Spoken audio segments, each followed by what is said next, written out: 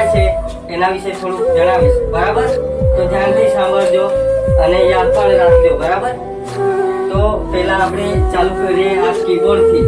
તો આ કીબોર્ડમાં જે છે એ બધા અલગ અલગ પ્રકારના હોય છે. તો એમાં કી અલગ અલગ હોય બધામાં. અમુકમાં 104 થી લઈને 108 કી સુધીના આમાં કી હોય છે, અલગ અલગ આ કી હોય આમાં કીબોર્ડમાં. તો આનાથી આપણે ટાઈપિંગ કરી શકીએ અને અમુક શોર્ટકટ કી જો યાદ હોય તો કોઈ પણ કામ પણ આનાથી જ આખું કરી શકીએ, બરાબર? અને આટલું છે આંકડાકીય બી આનાથી જ કરી શકાય કીબોર્ડથી. તો હવે પછીનો પાર્ટ છે, અને કીબોર્ડને જે છે આપણે ઇનપુટ ડિવાઇસ કહેવાય, કેમ કે આનાથી આપણે લખીએ ને એવું એ ઇનપુટ થાય આમાં કમ્પ્યુટરમાં, બરાબર? તો એના પછી આપણે સમજીએ આ મોનિટર વિશે. આને કહેવાય મોનિટર. આ સ્ક્રીન છે એને કહેવાય મોનિટર. તો આને કહેવાય આઉટપુટ ડિવાઇસ, કેમ કે આને છે ને આપણે જોઈ શકીએ. આ જે આપણે લખીએ કે જે કંઈક કરીએ એના પર આપણે જોઈ શકીએ, તમે જોઈ શકો, બરાબર?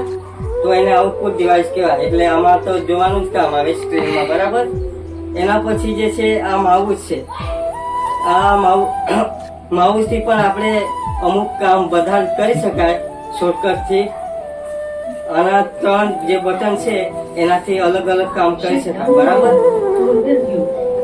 અને આમાં જે બોલે છે એ આપણી બ્લાઇન્ડ મિત્રો જે છે એનવીડી નો યુઝ કરીને આ કમ્પ્યુટર ચલાવી શકે. એનવીડી અને જોશ છે, બરાબર? એનાથી એ સાંભળીને ઉપયોગ કરી શકાય, બરાબર? એના પછીનો પાર્ટ છે આ સ્પીકર.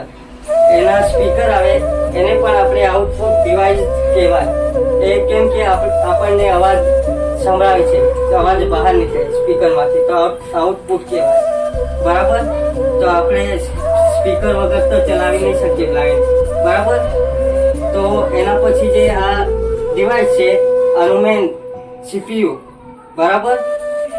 આ સીપીયુ.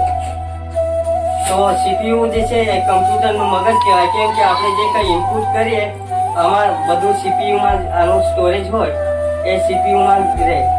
એનું સીપીયુનું ફૂલ ફોર્મ જે છે એ સેન્ટ્રલ પ્રોસેસિંગ યુનિટ આનું, બરાબર? તો એટલી માહિતી જે ખરી એ આપણે બેઝિકમાં મેળવી. તો આ તમે યાદ રાખશો એવી મારી નમ્ર વિનંતી.